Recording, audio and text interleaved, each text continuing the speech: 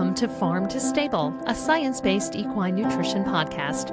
I'm your host, Dr. Nettie Liebert. I'm a lifelong horse person and professional equine nutritionist with the goal of helping horses and their humans create balanced diets to set them up for success, no matter what age, discipline, or circumstance. Disclaimer, the information discussed here is based on current scientific research and is for educational purposes only. Every horse's individual needs vary. This is not a substitute for veterinary medicine or nutrition consultation.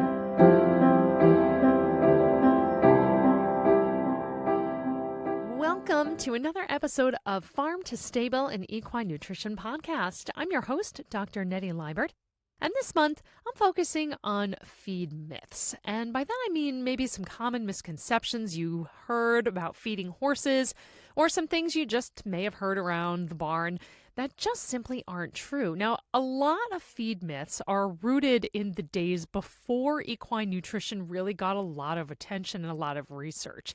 And a lot of those myths still abound, and I'll hear them from everywhere, from horse owners, from veterinarians, from trainers, but we're working on, meaning the equine nutritionists of the world, really trying to break down some of these myths and talk about what the facts are. So that's why we're here.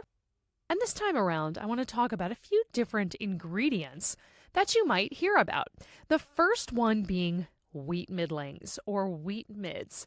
Now, there is a common misconception that wheat midds are, quote, floor sweepings or cheap filler or just stuff that gets put into horse feed to add bulk or to add weight to it.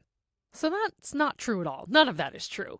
And in fact, if you're wondering what exactly wheat middlings are, wheat midds are the byproduct of the wheat flour milling industry. Now, I know some of you just heard that word byproduct and you immediately shut down, but byproduct is not a dirty word. A lot of things are byproducts in the foods we eat, and again, it's not necessarily bad. Wheat midds are the fine particles of wheat bran, wheat shorts, wheat germ, wheat flour, and believe it or not, wheat midds are actually a pretty decent source of energy, on the average of about 1,000 calories per pound, and they contain about 15% protein. So it's not necessarily as high a quality of protein as something like soy would be, but it does contribute some protein to the diet. It's also rich in B vitamins like niacin, vitamin B1, and some minerals, phosphorus in particular, and it's got some iron as well. So it is not just stuff to add to a bag of feed for filler. It actually has nutritive and energetic value. And not for nothing, wheat midds contain just enough starch to make a really good pellet. You can use what's called a pellet binder to make a pellet stick together in the manufacturing process. And again, there's nothing wrong with one of these, but wheat midds does that naturally, depending on the formula, of course. Wheat midds can actually be very useful for helping a pellet stick together so that when you open your bag of feed, you don't have a bunch of dust in the bag. So hopefully I've shed some light on some of the good things that are wheat midds. Now, another ingredient that sometimes gets a bad rap is beet pulp. Now, I love beet pulp, and I think it has wide applications for many, many horses. And in fact, it used to be a joke around my colleagues whenever it would come up, because I would always say, hey, just add some beet pulp to it. So there are a couple of myths about beet pulp. One, because it is, again, a byproduct of the sugar beet industry, there's the notion that beet pulp shreds are high in sugar. In fact, the complete opposite is true. Beet pulp, the shreds or, the beet pulp pellets, most of the sugar has basically been stripped away. And what's left is fiber. When the horse eats beet pulp, it's what we call a digestible fiber. And actually, it feeds the microbes in the hindgut. So the horse himself doesn't really digest it all that well, but the microbes in the hindgut do. And a byproduct of that microbial digestion are things like volatile fatty acids. And if you're like, volatile what? Basically, volatile fatty acids can be turned into energy in the body. In addition, when the microbes in the hindgut go to work, they will produce things like B vitamins, and they help support the immune system. Something like 80% of the horse's immune system comes from the gut. So when you have a healthy microbiome, chances are you have a fairly or at least well-supported immune system. Beet pulp has a lot of other applications aside from a feed ingredient. I feed it to my own horse soaked. He gets a lunch every day for it. And you can feed it to help weight gain, to help water intake, as a partial forage replacer, and as a low carbohydrate source of energy. And by low carbohydrate, I mean low NSC, low non-structural carbohydrate source of energy. That's, again, fiber-based. Also good for horses that don't have any teeth, and you're trying to get fiber into them. Not a total forage replacer, but can be part of a regimen. But I digress. So we talked about wheat midds, we talked about beet pulp. The next one I want to talk about is wheat bran. We're bookending here. So wheat bran specifically. Now, this is sometimes a feed ingredient. Sometimes if you go to the barn on a cold winter's day on the weekend and the barn manager says, I'm going to bran mash all the horses. Once a week we do it. And then what happens? The horses probably have some loose stools or maybe some diarrhea, and they say, see, it has a laxative effect. Absolutely wrong. A horse would have to eat more bran than they could physically consume to actually have a laxative effect. So if one is feeding a bran mash to their horse not regularly, and you're feeding a good amount of it, and then you observe some digestive upset or some loose stool, that loose stool is probably a result of digestive upset rather than a quote-unquote laxative effect of the bran. So bran itself, again, your horse would have to eat so much of it, and I really hope you're not feeding that much. You're not, because it would probably be more than he could actually consume. Now, that said, should you not feed bran? Is it bad? No, of course not. But as with anything, if you want to feed it to your horse, it should be done as part of his regular diet. The asterisk here, bran has what's known as a reverse calcium to phosphorus ratio. So what that means is that it contains more phosphorus than calcium. Why do I mention this? Because in the diet, you want to feed at the very least the same amount of calcium and phosphorus. Ideally, in an adult mature horse, you're looking at 1.5 to 2 times the amount of calcium compared to phosphorus. Why is that? If you feed that ratio the other way and you're feeding more phosphorus than you are calcium, you're going to affect calcium absorption, you're going to affect bone metabolism, and even in adult mature horses, you can end up with something called big head syndrome or some problems with bone metabolism. Now, if you're thinking, oh my gosh, I have to take all the bran out of my horse's diet, no, you don't. You just have to balance it.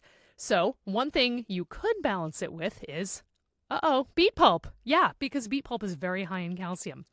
And if that's not the way you want to go, a flake of alfalfa, a ration balancer. It's general terms, but again, you won't really know exactly if it's balanced unless you have a nutritionist balance your horse's diet. But in general, yes, if you are adding bran to your horse's diet, you want to make sure that you also have a good calcium source as well. I think I want to touch on one more. It's a hot topic in some very small circles.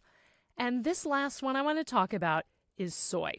Now, you might say, what? I've never heard of a myth about soy, and others of you might have your blood pressure starting to go up. There are so many myths around soy. For example, it'll cause your stallion to act like a mare. It's inflammatory. It's full of pesticides. It's anti-nutritional. It triggers allergies, which is incredibly rare. I could go on. I have heard it. I have heard people loudly protest or loudly proclaim that these things are true. And in fact, scientifically, they are absolutely not true.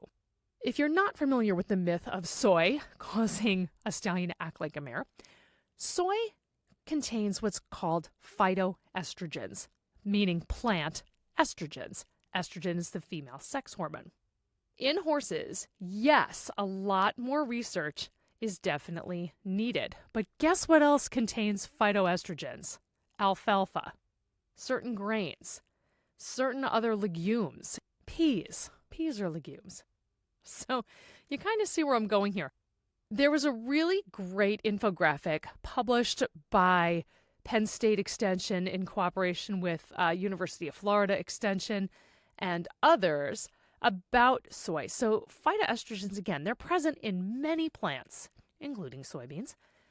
And again, some horse owners are concerned about how those phytoestrogens impact reproduction. Based on the research that we have, there is no evidence that phytoestrogens in the horse diet are having a negative impact on reproductive performance for mares or stallions. Yes, we need more research, but to date, there is no evidence of any reproductive problems in horses.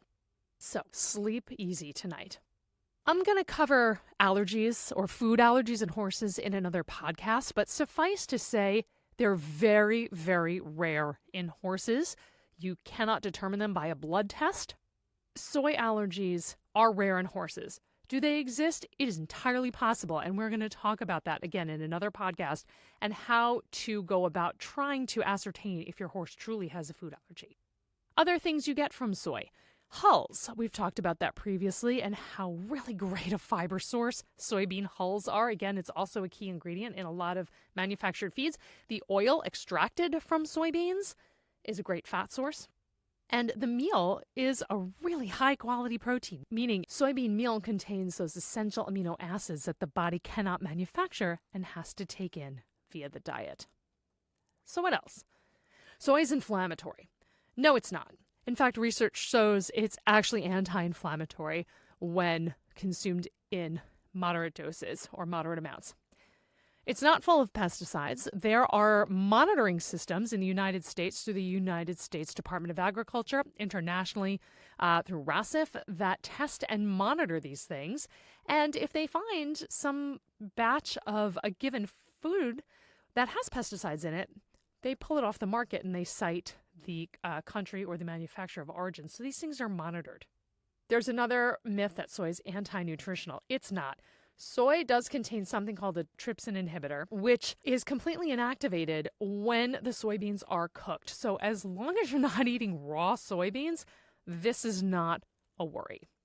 So that's a quick hit on some of the soybean myths. I probably spent more time on it than the others, but it is an important one because a lot of the rumors about soy that you might hear are simply not true. When in doubt, if you hear some of these things, be very careful about what you read on the internet and who is writing it. What I would recommend is that if you have a question you're unsure about, you reach out to your local university extension agent and see what scientific information they can relay to you. They will have access to peer-reviewed papers, again, if you can't find them or you're not sure what they mean online, and they can help talk you through what's real and what's not. So I'd like to thank you for listening to our latest rendition of Feed Myths and Busting Feed Myths this November 2023. If you're listening later, thank you for coming back and listening retroactively. If there are topics you'd like to hear, reach out, equinenutritionphd@yahoo.com. Be happy to cover a topic that you are interested in hearing. In the meantime, we're going to continue with our Feed Myths series through November, and I hope that you learn something new and maybe even learn something new that you thought was true, but found out that it really wasn't. Why not? It's sort of interesting when you learn something new like that. Thank you so much for listening. Please like, subscribe, and share if you found this content interesting. I look forward to having you here next time. Thanks so much, and happy riding. Thank you for listening to the latest episode of Farm to Stable, a science-based equine nutrition podcast. Please share and subscribe if you found the content interesting, and if you have a topic you'd like to hear about, send it to equinenutritionphd@yahoo.com.